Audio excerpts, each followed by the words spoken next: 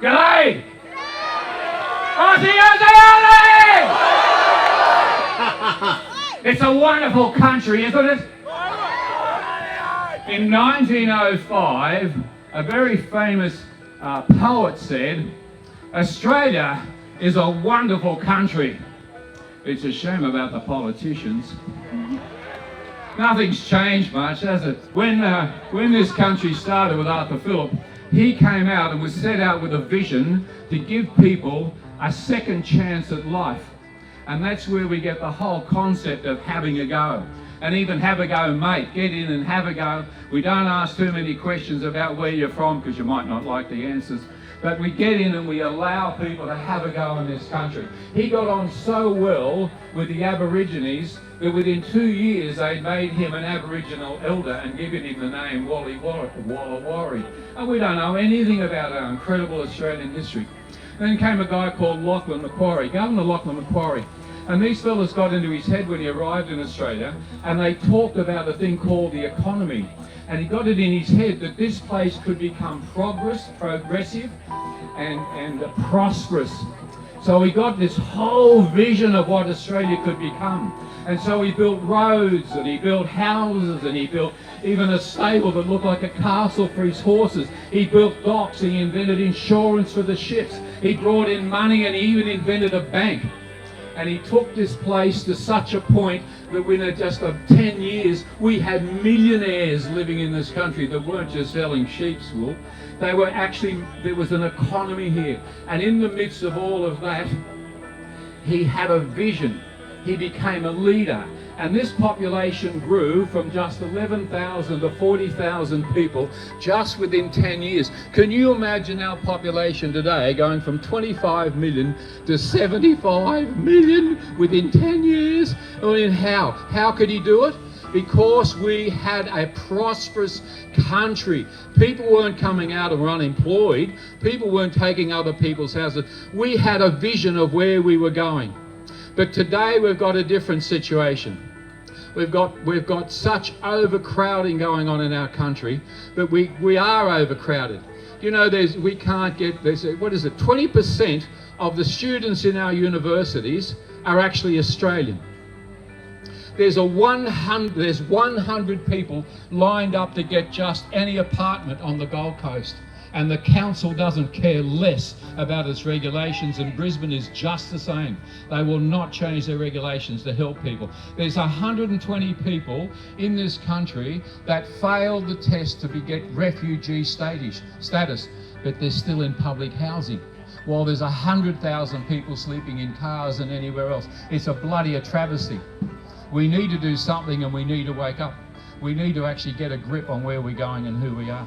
But what's happened is, of course, our multicultural, wonderful policy has becoming nothing but multi-tribalism, and that's what it is, and we need to stop it. We need to turn off the tap. I don't mind, in fact, I'm really pleased to see people that want to come to this country, our country, and become part of it.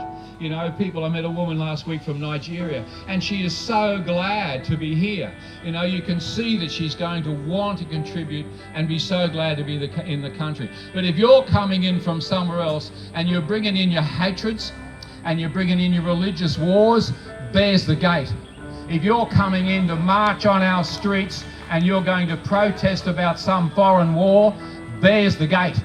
If you're going to be marching on our streets and protesting against this country, there's the gate. And I don't care if your name is Coles and Woolworths, if you won't support this country, there's the gate. And if you're in Canberra and you're passing laws against our freedom, you're putting up our taxes, you're feeding your own pockets with your money and your politics, there's the gate. We've had enough. When I see police on the television, thank goodness they're not here, that are carrying machine guns, what am I seeing? I'm being protected from an enemy within. What's happened to us? What's happened to us? You see, when they talk about diversity, it's so wonderful, isn't it? But diversity is the key to cultural corruption and failure, and that's what we're looking at. You don't grow a country by creating diversity, where we've now got people living in ethnic ghettos around the cities of our country, and it's not good. You know that 50% of the people that are now in this country weren't born here. We have a massive, massive problem. Massive problem. See, it's not the people that are actually the problem. As I said, there's so many people that want to be here. But where's the problem? Where's the education? When people come here and they say, look at Australia, where do they get to learn about how to become Australian? You know, if we want to do something immediate about our place, take back education.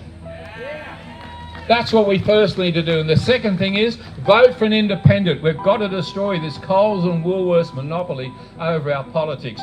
And in the midst of all of that, you know, I got upset with reading about Australian history. I got asked to do a job for a children's poetry history book.